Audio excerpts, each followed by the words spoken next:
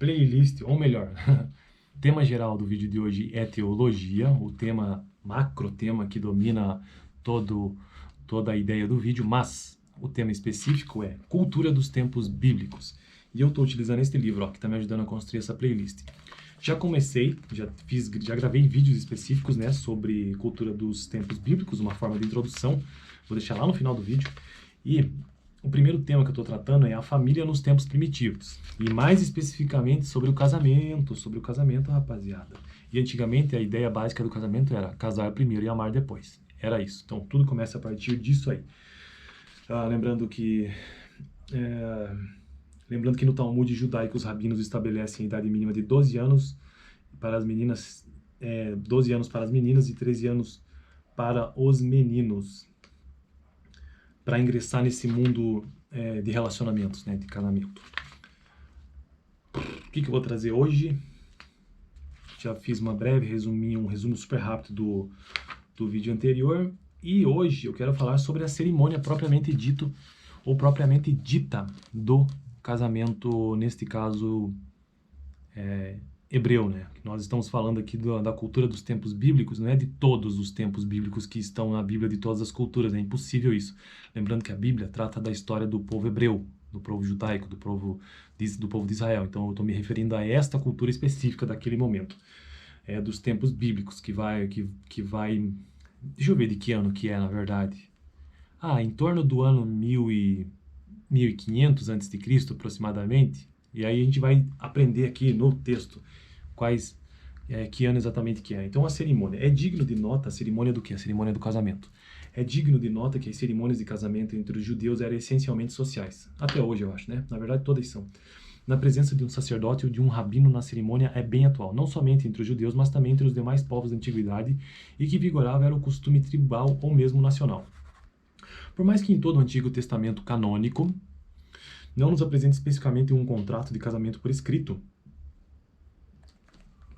isso aqui é interessante, uma informação muito interessante, um contrato de casamento por escrito, o Código de Hammurabi os apresenta como documento legal.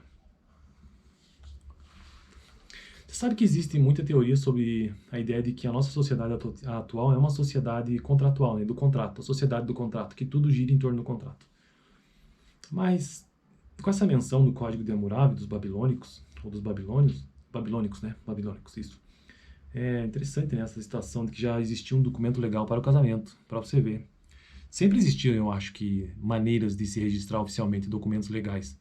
Mas a diferença é que hoje tudo é a base de contrato, né? Tudo, praticamente tudo, para que tenha força legal, né? Para que tenha reconhecimento legal.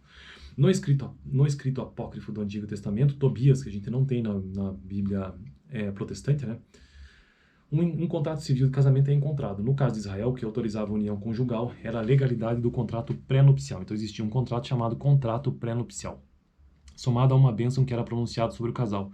Ó nossa irmã, sejas tu em milhares de milhares, e que a tua semente possua a porta de seus aborrecedores. A noiva, depois de banhada, era adornada com as joias pertencentes à família, então havia um contrato pré-nupcial. Depois a noiva era banhada com joias pertencentes à família ou as que podiam tomar emprestadas. As damas de companhia eram as que ajudavam a se vestir. O noivo também carregava seus enfeites. Olha, se eu editasse esse vídeo, eu ia deixar um monte de imagem aqui na tela pra gente ver como é que era. Mas não edito, né? Porque eu não tenho condições de editar agora. Assim preparados, ao cair da tarde, a procissão tinha início. Então era no final da tarde que toda a cerimônia tinha início. O noivo saía de sua casa em companhia de seus moços e partia em direção à casa dos pais da noiva. Olha só, então ele saía da casa dele e ia em direção, pelo jeito moravam tudo perto, né?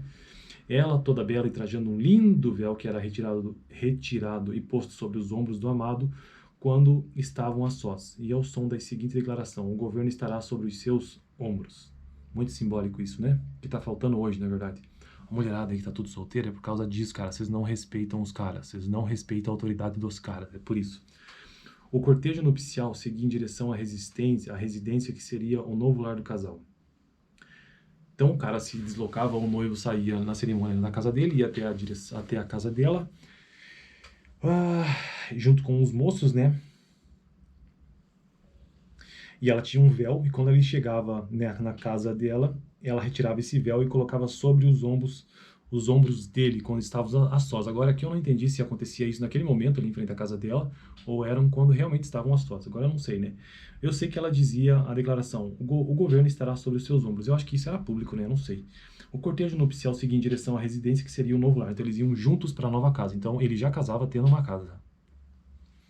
Sendo que a noite caía muito rapidamente no oriente, as suas escuras eram clareadas com lamparinas alimentadas com azeite. A falta de azeite impedia de o convidado dar as boas-vindas aos noivos. Diferente dos costumes, hoje em dia a gente tem energia elétrica e tudo bonitinho, né? Mas nesse tempo aqui era a base de óleo. Diferentemente dos costumes ocidentais, quem dava a festa das bodas era o pai do noivo. Quem dava a festa de casamento era o pai do noivo. Recusar o convite era extremamente ofensivo ao anfitrião. As bodas duravam no mínimo uma semana. Então toda essa festa durava uma semana, toda a cerimônia, né? O anfitrião presenteava todos os convidados com vestes apropriadas para o evento. Olha só, então o dono da festa já presenteava todo mundo com traje a rigor, olha só. Entre os judeus da modernidade, a cerimônia acontece sobre uma tenda que eles denominam de chupá, feita de tecido com uma cobertura ao centro, demonstrando que a bênção do casal procede de cima do alto do céu do Todo-Poderoso. Sob o chupá é lido o ketubá, ou contrato de casamento, onde os direitos da esposa são garantidos contra qualquer eventualidade como a morte do marido ou mesmo o divórcio, coisas que eles não desconsideram mesmo diante da bênção do matrimônio. Eles preferem se precaver da realidade a padecer da inocência romântica. Assim, todas as propriedades do marido são hipotecadas para garantir o pagamento do acordo financeiro fixado no ketupá. As propriedades do marido são hipotecadas. A noiva dá 7 voltas em torno do noivo, em referência às 7 vezes em que as escrituras dizem quando um homem receber uma mulher. Além disso, neste ato eles estão lembrando o feriado de Shabá, dia de descanso. Isto representa as 7 voltas em torno do Jericó, quando da tomada da cidade por Josué. Assim, ela também conquistou o coração do amado. Então, ela conquistou o coração do amado, olha só. E eu fico por aqui, semana que vem eu trarei um vídeo sobre a família nos tempos bíblicos, continuando isso ainda, mas os modelos familiares, como é que eram compostos essas famílias. Beleza? Assista aqui no final um vídeo que eu vou deixar sobre o último vídeo que eu gravei de introdução à família nos tempos bíblicos, sobre o casamento ainda, né? E também a playlist de teologia. Até sábado que vem, onde eu continuarei a trazer conteúdos sobre cultura dos tempos bíblicos baseados neste livro que está me ajudando. Até!